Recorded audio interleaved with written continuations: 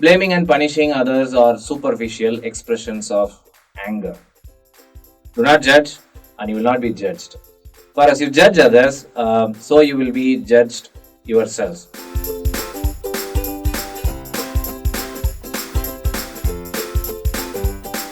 In this video, we will be looking at the summary of the book Nonviolent Communication, third edition. The nonviolent communication model was developed in the late 1960s when Rosenberg worked on racial integration in schools and as well as organizations in the southern part of the United States. The earlier version of it came as part of the training manual prepared by him in 1972. The book's first edition was released in 2003 with 220 pages. The second edition was released in 2008 with 264 pages, which included more examples and as well as techniques. The third edition was released in 2015 with more added guides.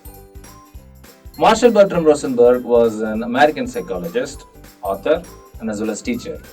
In 1961, Rosenberg received his PhD in clinical psychology from the University of Wisconsin-Madison.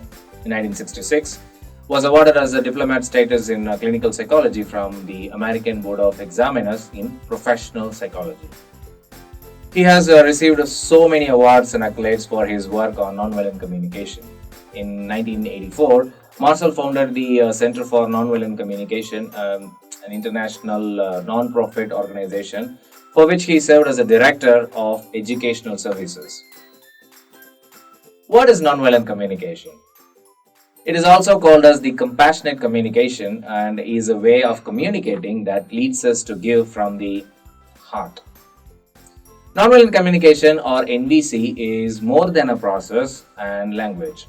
There are 4 components of NVC and they are observations, feelings, needs and as well as requests. The NVC process is a 4-step process that involves these 4 components. The concrete actions we observe that affect our well-being. How we feel about what we observe. The needs, values, desires, etc. that creates our feelings. And the concrete steps we request to enrich our lives. These 4 components will be expressed in NVC very clearly, either verbally or as well as non-verbally. The other part is about receiving the same 4 components from other parties as well. There are 2 parts of NVC, which is expressing honestly through these 4 components and as well as receiving empathetically through the 4 components. We can use NVC on almost all the communication we make, like families, workplaces, negotiations, therapy, conflicts, and nearly every other relationships. The first chapter in the book gives a detailed introduction to NVC and one can get more information on what it is. The second chapter throws more insights into what is stopping us from having compassion, including moralistic judgments, comparisons, denials, and other forms of alienating communications. Chapters 3 to 6 discuss details on these 4 components of NVC. Upcoming chapters provide information on empathy, conflict resolutions, expression of anger, appreciation, compassion, and as well as counseling. Every chapter has a summary and exercises that helps users to do some activities and learn NVC even better. The author also shares his poems in some chapters to give readers a perspective of NVC.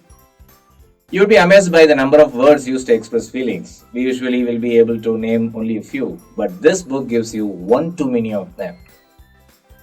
During the exercises, diligently at the end of every chapter, can give you more insights on those topics. Cover to cover this page, the book is almost 242 pages. The heart of NVC is being compassionate and giving from the heart. It can solve conflicts and build healthy relationships. Some quotes in this book which I personally liked. We are dangerous when we are not conscious of our responsibility for how we behave, think and feel. We think we must constantly strive to keep everyone happy. If they don't appear happy, we feel responsible and compelled to do something about it. This can easily lead us to see the way people who are closest to us as burdens. Blaming and punishing others are superficial expressions of anger. Do not judge, and you will not be judged. For as you judge others, so you will be judged yourselves. If we become skilled at giving ourselves empathy, we often experience in just a few seconds a natural release of energy that enables us to be present with the other person. See you at the next book summary.